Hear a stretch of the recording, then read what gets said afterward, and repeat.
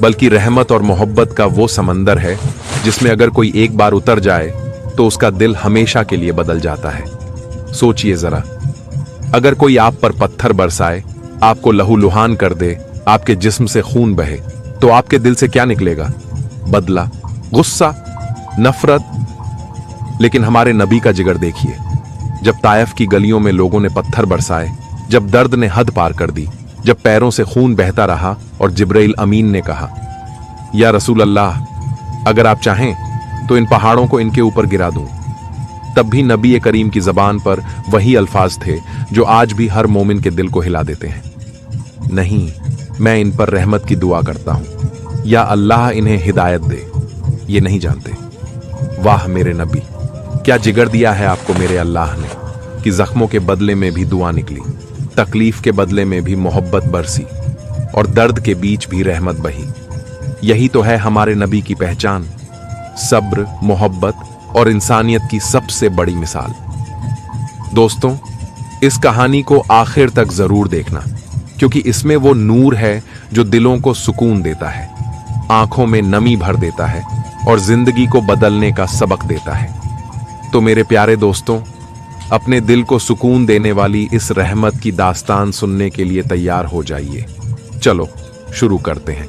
जब मक्का की गलियों में सच्चाई की आवाज गूंज रही थी और जहालत की अंधेरी ताकतें उस नूर को बुझाने की कोशिश कर रही थीं, यह कहानी है हजरत मोहम्मद मुस्तफ़ा सल्लल्लाहु अलैहि वसल्लम की, जिन्होंने अपनी उम्र के 40 साल पूरे होने पर गारे हिरा में अल्लाह की तरफ से पहली वही हासिल की थी। जिब्रील अलैहिस्सलाम उनके पास आए थे और कहा था, इकरा यानी पढ़िए।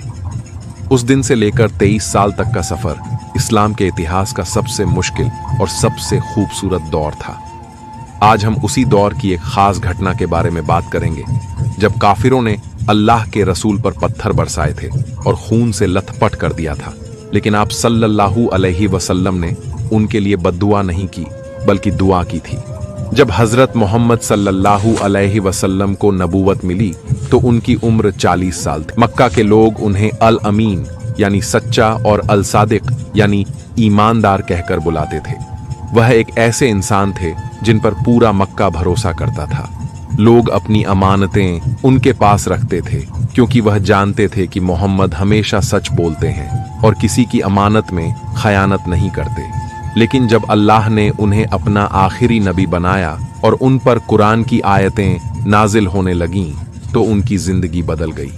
अब उनका काम था लोगों को एक अल्लाह की इबादत की तरफ बुलाना और उन्हें बुतों की पूजा से रोकना। यह संदेश मक्का के सरदारों को पसंद नहीं आया, क्योंकि उनकी दौलत और इज्जत का बहुत बड़ा हिस्सा काबा के चारों तरफ रखे हुए 360 बुतों से जुड़ा हुआ था। लोग दूर दूर से आकर इन बुतों की पूजा करते थे और मक्का के सरदारों को इससे फायदा होता था। अगर लोग एक अल्लाह को मानने लगें तो इन बुतों की कोई अहमियत नहीं रहेगी और उनका धंधा बंद हो जाएगा। इसलिए मक्का के सरदार जैसे अब्बू जहल, अब्बू लहब, उकबा बिन अब्बी मुईत, वलीद बिन मुगीरा और दूसरे बड़े लोग इस्लाम के सबसे बड़े दुश्मन बन गए। शुरुआत में हजरत मोहम्मद सल्लल्लाहु अलैहि वसल्लम ने चुपचाप अपने करीबी लोगों को इस्लाम की दावत दी। सबसे पहले उनकी बीवी हजरत खदीजा रजी अल्लाहु अन्हा ने इस्लाम कबूल किया। फिर उनके करीबी दोस्त हजरत अबू बकर सिद्दीक रजी अल्लाहु अन्हु मुसलमान हुए। उनके चचेरे भाई और दामाद हजरत अली रजी अल्लाहु अन्हु ने भी इस्लाम कबूल किया। धीरे धीरे कुछ और लोग भी मुसलमान होते गए। 3 साल तक यह दावत चुपचाप चलती रही, लेकिन फिर अल्लाह की तरफ से हुक्म आया कि अब खुलकर लोगों को इस्लाम की दावत दो। इस हुक्म के बाद हजरत मोहम्मद सल्लल्लाहु अलैहि वसल्लम ने कोहे सफा पर चढ़कर पूरे मक्का को आवाज दी।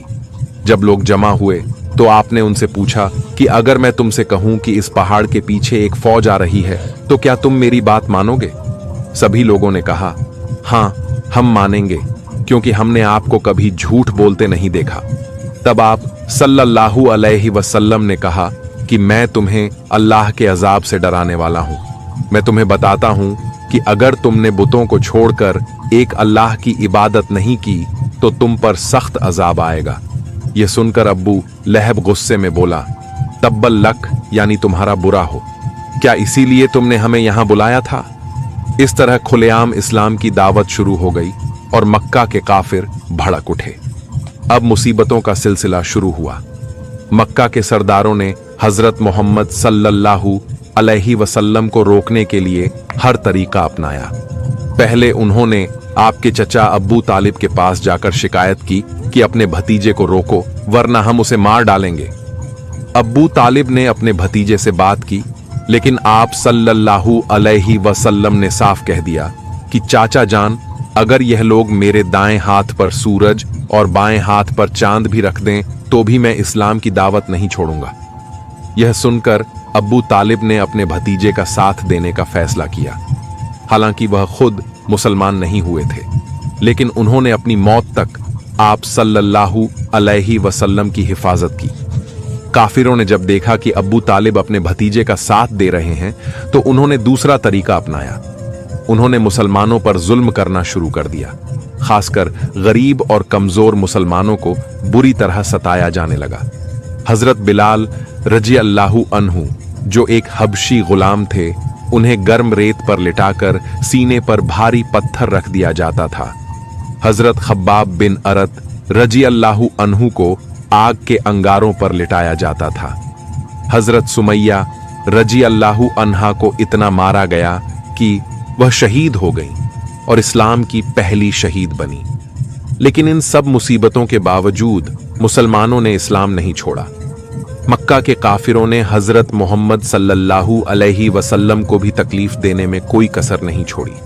एक बार जब आप नमाज पढ़ रहे थे तो उकबा बिन अबी मुईत ने आपकी गर्दन में चादर डालकर इतना कसा कि आप सल्लल्लाहु अलैहि वसल्लम की जान निकलने लगी। अगर हजरत अबू बकर रजी अल्लाहु अन्हु वहां न होते तो काफिर आपको मार ही डालते।